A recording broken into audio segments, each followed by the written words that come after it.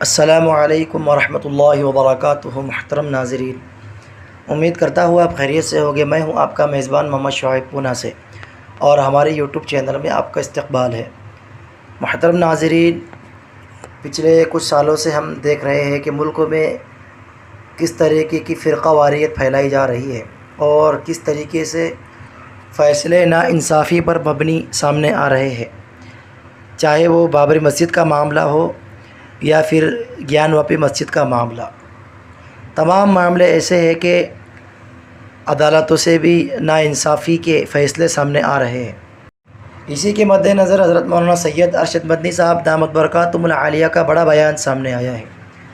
وہ بیان کیا ہے میں آپ کو بتاتا ہوں، لیکن آگے بڑھنے سے پہلے آپ سے درخواست ہے کہ اگر آپ نے اب تک ہمارے چینل کو سبسکرائب نہیں کیا تو سبسکرائب کر لیں، اور بیل آئیکن گھنٹے کے بٹن کو بھی دبا دیں تاکہ ہماری ہر ویڈیو آپ کو وقت پر ملتی رہے۔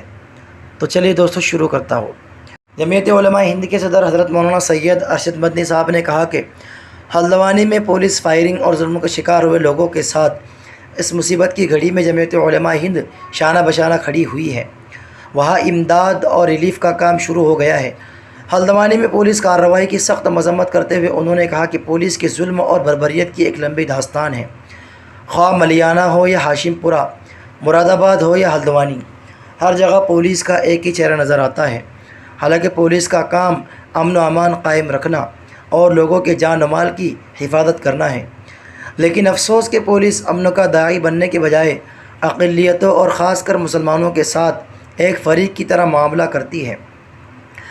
مولانا ارشد مدنی نے کہا کہ یاد رکھنا چاہیے کہ انصاف کے دوہرے پیمانے سے ہی بدامنی اور بربادی و تباہی کے راستے کھلتے ہیں۔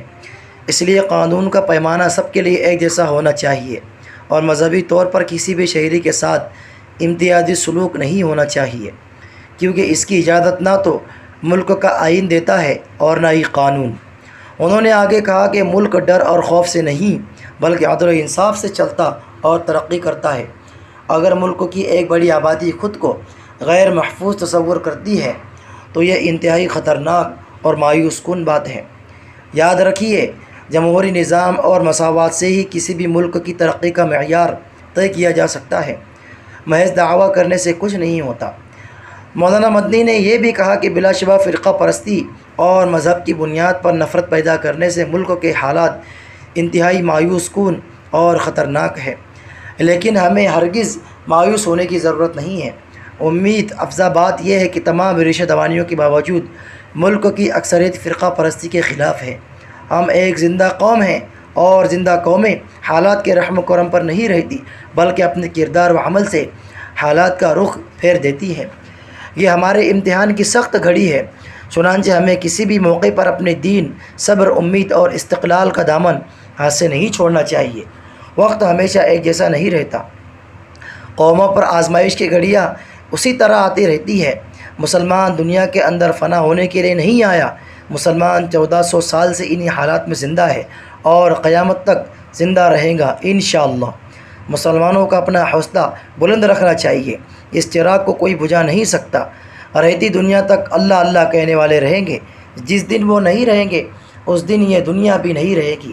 یہی ہمارا ایمان اور عقیدہ ہے۔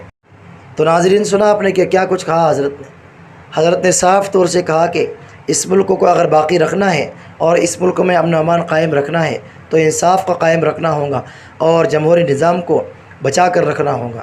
اس کے علاوہ یہ ملک بچ نہیں سکتا، ورنہ یہ ملک تباہی و بربادی کی طرف جا رہا ہے۔ اور ساتھ ہی حضرت نے مسلمانوں کو بڑا حوصلہ دلایا کہ مسلمانوں کو ہمت کم نہیں کرنی چاہیے اور اپنے حوصلوں کو بلند رکھنا چاہیے۔ انشاءاللہ یہ وقت کے حالات بدل جائیں گے اور یہ بادل پھر سے انشاءاللہ ختم ہو جائیں گے۔ اب ناظرین، اس ویڈیو سے متعلق آپ کا کیا کہنا ہے ہمیں کمنٹ کر کے ضرور بتائیے، اور ہمارے چینل کو سبسکرائب کیجیے۔ السلام